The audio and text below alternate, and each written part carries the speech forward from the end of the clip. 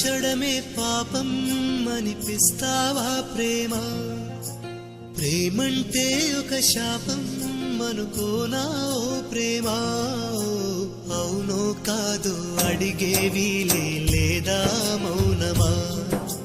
పగ సాధించే పంతమ్మాని చెలిమే పంచుమా? ప్రేమించడమే పాపం అనిపిస్తావా ప్రేమ? ప్రేమంటే ఒక శాపం అనుకోనా ఓ ప్రేమ?